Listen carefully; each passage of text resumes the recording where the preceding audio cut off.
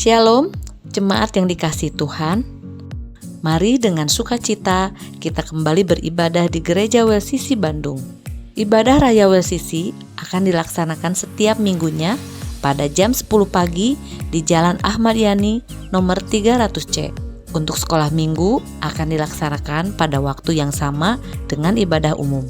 Bagi jemaat Tuhan yang membutuhkan pengantaran dan penjemputan, Gereja WLCC menyediakan fasilitas tersebut. Silakan pergunakan dengan baik dan manfaatkan sebagai sarana untuk mengajak rekan-rekan lainnya. Silakan hubungi nomor yang tertera berikut atau Anda dapat menghubungi tim pastoral maupun rekan-rekan yang melayani. Yang memerlukan dukungan doa, konseling, atau ingin terlibat di dalam pelayanan, Anda dapat menghubungi nomor yang tertera berikut. Atau jika membutuhkan informasi lebih lanjut, Anda dapat juga menghubungi rekan-rekan tim pastoral atau rekan-rekan yang sedang melayani saat ini. Selepas ibadah ini akan diadakan coffee time. Mari kita berfellowship bersama agar kita semakin mengenal satu sama lain dan mempererat hubungan sebagai keluarga besar Gereja WLCC sambil menikmati hidangan yang tersedia. Gereja WLCC tidak mengedarkan persembahan, namun bagi rekan-rekan yang rindu untuk memberi, kami sediakan kotak beserta amplop persembahan di dekat pintu masuk, atau Anda dapat juga melakukan transfer melalui nomor rekening yang tertera berikut. Mari memberi sebagai ucapan syukur kepada Tuhan dan disertai dengan sikap menyembah kepadanya. Tuhan Yesus memberkati.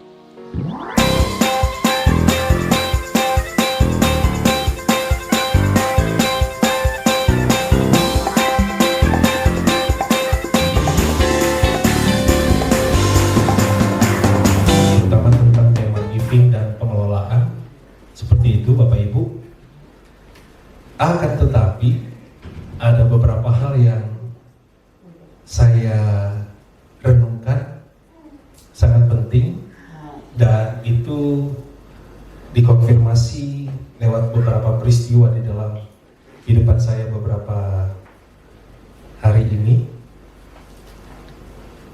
Tapi sebelum kita masuk lebih jauh, kita buka Alkitab kita dulu dari Lukas pasal yang kelima, ayat 1 sampai 11. Lukas 5 ayat 1 sampai 11. Kita akan baca dari ayat 10 sampai 11 aja dulu, karena nanti kita akan baca dari ayat awal. Demikian pembacaan firman Tuhan, Lukas 5 ayat 1 sampai 11. Saya akan bacakan dulu ayat 10 sampai 11. Demikian juga Yakobus dan Yohanes, anak-anak Zebedeus yang menjadi teman Simon. Kata Yesus kepada Simon, "Jangan takut, mulai dari sekarang engkau akan menjala manusia." Dan sesudah mereka menghela perahu-perahunya ke darat, mereka pun meninggalkan segala sesuatu lalu mengikut Yesus. Saya ingin kita lihat sebuah cuplikan video dulu. Bisa ditayangkan?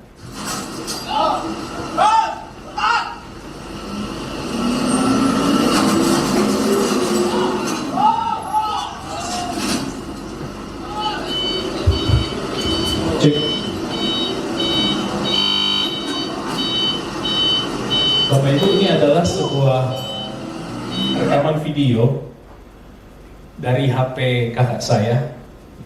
Tadi pas sampai, Pastor Lukas bertanya kepada saya, kebetulan kami kemarin ke Jakarta bareng, tapi pulangnya pisah. Artinya saya pulang duluan, saya bawa kendaraan, Pastor Lukas juga bawa kendaraan sendiri, dan pulangnya lebih sore karena masih ada hal yang dikerjakan di Jakarta. Dan tadi pagi dia bertanya, gimana pulang tadi, aman-aman? Saya jawab aman-aman. Ya, aman-aman. Seperti itu. Tapi sebenarnya pas berangkat, bukan sebenarnya ya, aman-aman, memang saya perjalanan aman-aman pulang pergi. Tapi sebenarnya pas awal dalam perjalanan dan pas pulang ada kejadian-kejadian yang menurut saya mengagetkan. Ya, terutama pas perjalanan pulang. Dalam perjalanan pulang, saya lagi nyetir biasa, kecepatan 80, ya. Di depan saya ada truk, ya. Kadang-kadang truk ini kan kalau misalnya banyak tulisan yang lucu-lucu kan agak menggoda ya. Kalau saya di kota Bandung gitu ya, kalau jalan di belakang truk, kadang-kadang saya suka perhatikan, truknya ada tulisan, ngebut itu seperti ibadah. Kalau ngebut berarti makin dekat dengan Tuhan. Kadang-kadang ketawa juga ya, lucu-lucu juga, seperti itu ya. Tapi bersyukur kemarin saya di jalan tol, jaraknya 100 meter kok, jadi jarak aman. Tiba-tiba apa yang terjadi? Truknya bannya di depan saya itu meletus. Terus besar sekali suaranya. Saya aja dengan posisi kaca tertutup, waktu jalan seperti itu, wah, udah mulai lihat dia. Seperti itu. Bersyukurnya truk itu biasanya kan ban belakangnya ada 2, ya. Jadi ada 2 lapis seperti itulah. Jadi kalau salah satu pecah, maka dia masih bisa agak stabil. Walaupun itu kemarin karena bebannya berat, sepertinya agak melihat seperti itu. Karena saya jaraknya aman, ya udah saya agak pelan dulu, lihat. Oh, dia mulai minggir, aman. Tapi dengar suaranya kaget sekali, seperti itu. Nah, video tadi itu kisah nyata. Beberapa bulan yang lalu, abang saya juga bawa kendaraan. Truk kebetulan, sepertinya ada halangan dengan sopirnya, jadi dia bawa sendiri. Dan yang terjadi adalah bannya juga meledak.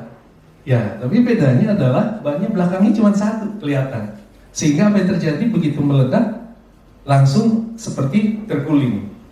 Kakak saya sih nggak apa-apa, cuma tangannya agak sedikit berdarah, dia bilang seperti itu. Tapi yang terjadi dari video tadi itu,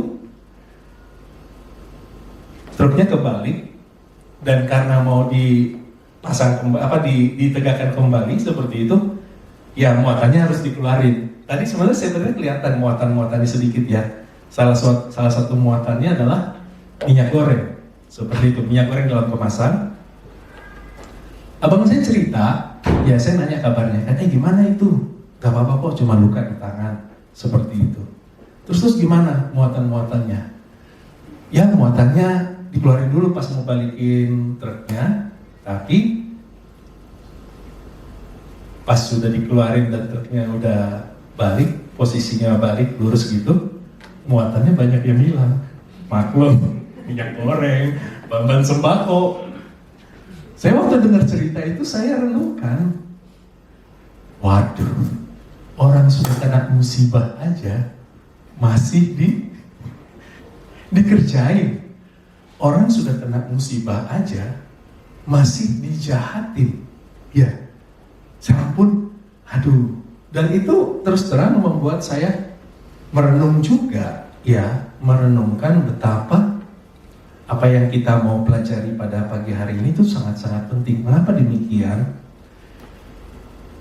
Bapak Ibu pasti sudah dengar berita yang sangat hangat ya, terbaru ya, kondisi sebuah negara yang namanya Haiti, di mana presidennya meninggal, perdana menterinya juga nggak berani pulang ke negaranya karena gangster menguasai negara tersebut. Bayangin, gangster menguasai sebuah negara. Ngeri gak? Ngeri.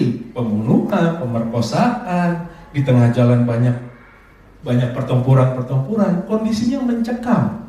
Sampai banyak yang harus mengungsi. Bayangkan kalau itu terjadi di negara kita, saya renungkan, aduh ngeri ya, hidup tidak aman seperti itu. Itu kondisi nyata di Haiti, lagi masih terjadi. Kita lagi ngumpul sekarang ini, mungkin mereka nggak ada di gereja mungkin, karena takut. Ya, karena takut. Seperti itu. Apa yang terjadi? Coba bayangkan dalam kehidupan kita, dalam kehidupan bermasyarakat, makin banyak orang jahat, makin banyak orang yang tidak mengenal Kristus, tidak mengenal nilai-nilai kerajaan sorga. Coba bayangkan, apakah kita bisa hidup dengan aman, dengan tentram, masih bisa kita ngumpul seperti ini, nanti kita bisa coffee time, pulang dari sini kita bisa menikmati kota Bandung, entah ada yang makan siang, entah ada yang ngumpul lagi. Wah, ini indah banget loh kalau dibandingkan dengan kondisi-kondisi di luar sana, negara lain maksudnya ya. Ini kita bisa mengalami ini berkat sekali loh. Ya. Tapi ini membawa kepada sebuah perenungan, ya. Jadi Bapak Ibu terus terang, apa yang kita pelajari sebenarnya banyak negor saya. Ya. Jadi kalau boleh bilang, ini khotbah ini sebenarnya banyak mengkoreksi saya pribadi. Ya, akan tetapi ini dibagikan, siapa tahu dan mudah-mudahan dan seharusnya ini juga beresonansi dengan Bapak Ibu. Ya, artinya, oh iya ya, saya juga seperti itu. Sehingga apa yang firman Tuhan sampaikan pada pagi hari ini itu bisa membantu kita untuk mengubah, ya, menguatkan dan mempertajam, mendisiplinkan kehidupan kita. Jadi banyak mengkoreksi saya pribadi, tapi saya berharap firman Tuhan juga mengkoreksi kehidupan kita semua supaya ada yang diubahkan, supaya ada yang dikuatkan juga. Seperti itu. Perenungan saya adalah betapa pekerjaan yang kita lakukan itu, ya, saya bertanya di dalam pikiran saya, sebenarnya apa sih pekerjaan yang paling penting di dalam hidup ini? Ya, saya pribadi dapat jawaban-jawaban, ya. Tapi jawaban saya, ya, juga saya harus renungkan kembali, ya, apakah jawabannya juga sama dengan jawaban daripada Bapak Ibu. Oleh karena itu kita harus mencarinya dengan firman Tuhan. Sebenarnya apa yang paling penting? Ya, melihat kondisi-kondisi tadi, udah musibah aja, orang masih bisa jahatin. Ada kondisi negara yang chaos lah, kacau lah, mengeri banget. Mau keluar rumah aja nggak berani. Ada gangster bisa menguasai sebuah negara. Saya juga baru tahu seperti itu. Betapa salah satu pekerjaan yang penting itu adalah, kalau bisa saya pakai istilah yang saya kenal sehari-hari, namanya pekerjaan pemuritan. Mengapa demikian? Karena dia berhubungan dengan manusia, karena dia akan mengubah kehidupan manusia sehingga dia memiliki nilai-nilai sesuai dengan apa yang Tuhan Yesus ajarkan. Ya, jadi ide utama daripada supaya apa yang kita mau mengerti pada pagi hari ini adalah berkaitan dengan penjala manusia. Salah satunya itu, ya, artinya bahwa ini adalah pekerjaan yang berhubungan dengan manusia. Coba kita buka slide yang pertama. Dari sini bisa ya?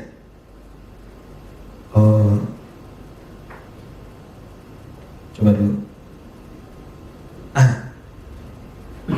Oke. Yang pertama yang perlu kita pahami, ya, di Lukas 5 ini, ya, Lukas 5 ini nanti kita akan baca dari awal, ya. Lukas 5 ini ada sebuah perbandingan, ya, antara penjala ikan dan penjala manusia. Dalam arti seperti ini. Kalau kita pikirkan bahwa pekerjaan pemuritan, hal-hal yang sifatnya melayani kerajaan Tuhan itu bukan sesuatu yang penting, mindset kita, pola pikir kita pagi hari ini harus berubah. Mengapa demikian? Suatu pekerjaan penjala manusia dibandingkan dengan pekerjaan penjala ikan. Tunggu, kita ambil potretnya dulu sebentar. Penjala ikan itu apa sih pada zamannya Tuhan Yesus? Itu ada sebuah pekerjaan yang penting. Mengapa demikian? Itu berkaitan dengan kehidupan sehari-hari. Ya, intinya istilahnya kayak begini. Kalau keseharian hidupmu itu sangat penting, ya, kalau sesuatu yang berkaitan dengan mata pencaharianmu itu penting, ketahuilah bahwa pekerjaan pemuritan, pekerjaan penjala manusia ini tidak kalah penting. Pertama kita harus tempatkan itu dulu. Mengapa demikian? Saya koreksi kehidupan saya. Ya,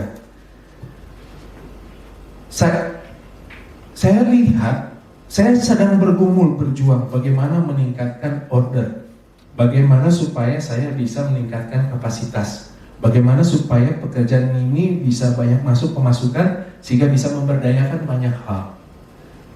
Saya amati kehidupan saya benar-benar belajar. Saya benar-benar mengeluarkan energi. Saya menempatkan prioritas yang tinggi waktu saya ngurus kerjaan. Intinya saya nggak main-main urus kerjaan saya. Ada buku yang harus saya pelajari, saya baca. Ada strategi yang saya harus dapatkan dari beberapa ahli, saya renungkan, saya nonton YouTube-nya, saya nonton. Ada masukan-masukan yang saya harus terima dan saya harus pikirkan. Ada strategi baru yang harus saya kembangkan. Saya mau kasih tahu pada Bapak Ibu, itu saya kerjakan dengan serius dan itu saya kerjakan dengan segenap tenaga. Demikian juga Petrus. waktu dia nangkap ikan, dia tangkap itu dengan segenap tenaga. Karena di dalam bahasa aslinya, dia bilang dia kerjanya itu sampai udah capek banget. Udah apa bahasa Sunda? Leles ya. Udah ampun. Udah kayak mau ambruk. Intinya apa? Memang wajar kok. Kita supaya dapat hasil maksimal, kita mengeluarkan usaha yang sangat-sangat besar dengan sangat sungguh-sungguh supaya hasilnya maksimal. Saya kalau dalam pekerjaan seperti itu, sehingga saya sesudah bekerja pasti capek. Pertanyaannya, dan pertanyaan buat saya dulu, waktu saya mau pelayanan, waktu saya mau pemuritan, saya seperti itu enggak? Ini refleksi buat saya. Ya, ada nggak saya benar-benar serius? Apalagi waktu Tuhan Yesus menggunakan kata ini cuma kata perikop tentang penjala manusia ini ada juga di Matius, ada juga di Markus. Tapi ada satu kata yang menarik yang dipakai cuma di perikop ini, yaitu kata menjala. Ya, di bagian Alkitab yang lain, ya kata ini diterangkan sebagai ini bukan cuma asal nangkap. Tahu nggak, penjala manusia dengan kata bahasa Asia dipakai itu punya makna adalah kamu nangkap pakai strategi, atau kamu nangkap pakai umpan, atau kamu nangkap pakai mendapatkan apa yang kamu tangkap pakai cara-cara tertentu, bukan cara-cara biasa. Artinya apa? Ada makna strategi di dalam penggunaan kata ini dalam menjala manusia ini. Ya, akhirnya terrefleksi saya. Ternyata saya pun di dalam pelayanan nggak boleh dengan persiapan yang minim. Oh, saya pun di dalam memuridkan nggak boleh effortnya udahlah kecil aja, sehingga saya pakai prioritas energi saya untuk hal-hal yang lain. Tidak. Waktu ini dibandingkan di Lukas 5 ini, pertama mindset pola pikiran kita harus kita ubah buat saya adalah saya tidak boleh menomorduakan yang namanya pekerjaan buat Tuhan. Karena ini sama pentingnya. Energi yang dikeluarkan juga nggak boleh sepertinya sisa-sisa. Itu buat koreksi buat saya. Aduh Tuhan.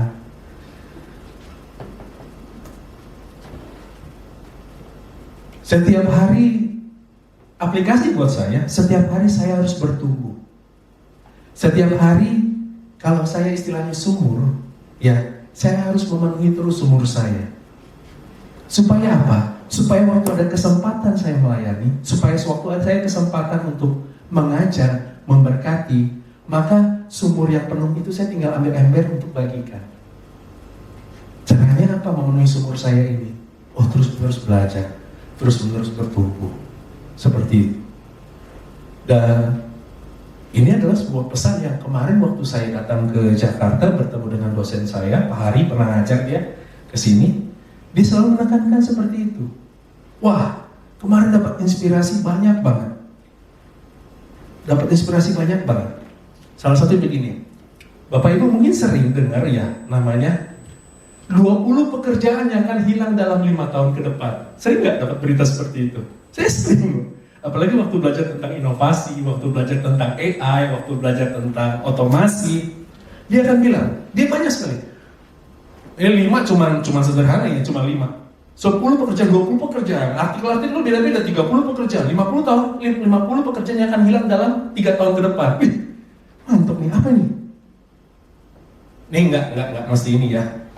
Nomor 1, teller bank. Oh ya? Oh iya ya. Sekarang teller makin berkurang seperti itu. 2, customer service. Oh iya ya. Sekarang bisa jawab bahkan dengan nada yang tetap manis, meskipun udah capek seperti itu, ya. Bahkan AI itu dia nggak perlu bayar lembur, ya kan, jalannya terus 24 jam. Oh, manusia mana bisa lembur dong, seperti itu. Oh iya ya, seperti itu. Nasihat penting yang saya dengar kemarin adalah berkaitan dengan artikel-artikel ini. Dr. Hari bilang kepada saya kemarin bersama dengan Pak Lukas juga, Pastor Lukas sama Pastor bersama dengan Pak Rocky juga. Itulah kalau memandang manusia itu sebagai human resources, cuma sumber daya. seperti sumber daya alam. Bisa habis, betul. Tapi kalau kita memandang manusia sebagai human capital, itu bisa terus-menerus dikembangkan. Iya ya, benar juga. Kalau kita cuma hidup sebagai cuma resources aja, tanpa terus pengembangan terus setiap hari, terus-menerus bertumbuh, growing mindset, senantiasa bertumbuh, ya pasti kau pasti akan menemukan kondisi di mana kamu ini akan sudah usang, tidak terpakai. Tapi kalau kau memandang dirimu dan manusia itu sebagai human capital, artinya itu bisa dikembangkan, maka manusia akan selalu terpakai. Wah, ide menarik nih. Seperti itu. Dan saya belajar, oh iya ya, ternyata nggak boleh memandang manusia seperti itu. Berarti menjawab artikel-artikel tersebut, saya sudah punya confidence. Boleh memang mungkin beberapa hilang, tapi manusia akan selalu terpakai asalkan manusia terus-menerus bertumbuh dan belajar. Seperti itu saya punya kesimpulan. Jadi terhadap artikel-artikel tersebut, ya minimal saya bisa tambah wawasan lah. Seperti itu. Jadi, oh iya ya, oke, mungkin ada yang hilang, tapi manusia akan selalu bisa terpakai jikalau manusia tersebut bisa terus mengembangkan diri. Yang jadi masalah tentu saja manusia yang tidak bertumbuh dan belajar, ya pasti suatu saat akan tidak terpakai.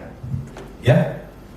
Nah, tadi poin pertama yang perlu kita ingat adalah bahwa jangan nomor duakan berkaitan dengan penjala manusia ini. Ya, dia sama pentingnya. Ya, itu bukan second class. Saya tuliskan di situ. Artinya apa? Penting sekali, prioritas sekali di dalam kehidupan kita.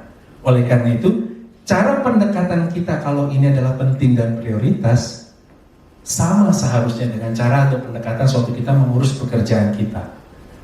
Beda cerita ya kalau kita malas ya. Kalau kita malas, ya udah, pelayanan juga malas, seperti itu. Oke? Itu yang pertama. Yang kedua adalah, nah, kita masuk kepada definisi. Ya. Sebenarnya penjala manusia itu apa? Ya, tadi saya sudah singgung sedikit bahwa kata menjala di sini, ya, itu bukan sebuah kata yang biasa. Ya, kata ini saya lihat di Matius dan Markus tidak digunakan, tapi digunakan di sini. Artinya apa? Ada sebuah upaya yang strategis. Nah, penjala manusia itu apa? Ya, ini ada dua perikop sebenarnya yang saya mau bagikan pada pagi hari ini. Saya berharap waktunya cukup. Ya, tapi yang paling penting pertama adalah berkaitan dengan amanat agung, yaitu Matius 28 ayat 19 sampai 20. Apa itu? Masih hafal? Tapi saya ambil salah satu bagian saja. Dan ajarlah mereka melakukan segala sesuatu yang kuperintahkan kepadamu. Ada kata ajar. Ya. Ajarlah, jadikanlah semua bangsa muridku. Ajarlah mereka melakukan segala sesuatu. Maksudnya apa? Bapak Ibu, pekerjaan penjala manusia ini saya teruskan aja ke slide-nya, saya akan banyak juga ya, bisa langsung. Pekerjaan pemuritan ini adalah sebuah pekerjaan yang hubungannya dengan manusia. Satu koreksi lagi buat saya. Ya, satu koreksi lagi buat saya.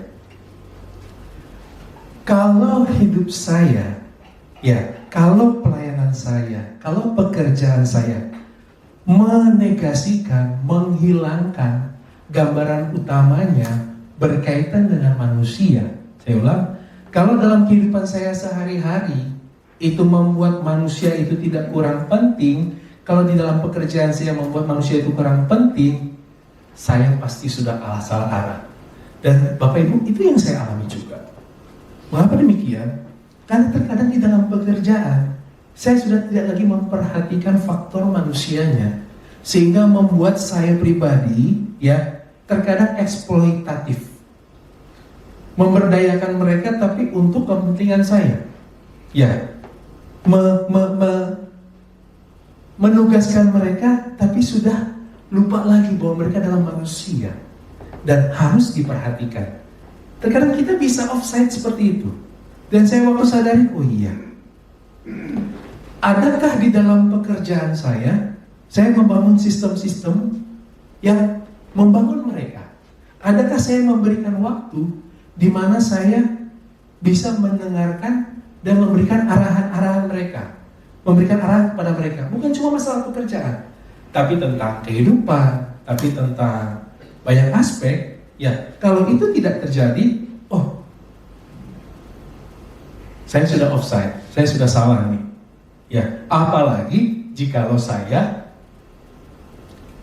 sudah menghindar dari manusia. Mengapa demikian? Karena repot. Karena berhadapan dengan manusia itu tidak gampang. Saya pernah melayani di Jakarta, melakukan proses konseling terus-menerus, mungkin beberapa rekan tahu, di mana yang konseling itu kadang-kadang nanyanya sampai, aduh, minggu depan pas ibadah saya pakai baju apa ya? Loh, pilih sendiri dong, Bu. Ngapain nanya di konseling? Ya, seperti itu. Aduh, kadang-kadang hal-hal yang sepele yang dimana kita harus mengerti manusia, itu bisa bikin kita capek. Ya, dan terkadang keletihan-keletihan tersebut membuat kita menghindar dari manusia. Ya, saya pernah dengar seminar, ya, seminar daripada John Maxwell di Australia, di gerejanya Hillsong. Ya, saya punya satu buku. Ya, ketahui di secara data dia udah jual lebih dari 30 juta buku. Ya, tapi dia bilang di seminar ini, saya punya satu buku, ya, yang saya sudah tulis, tapi saya belum keluarin, saya belum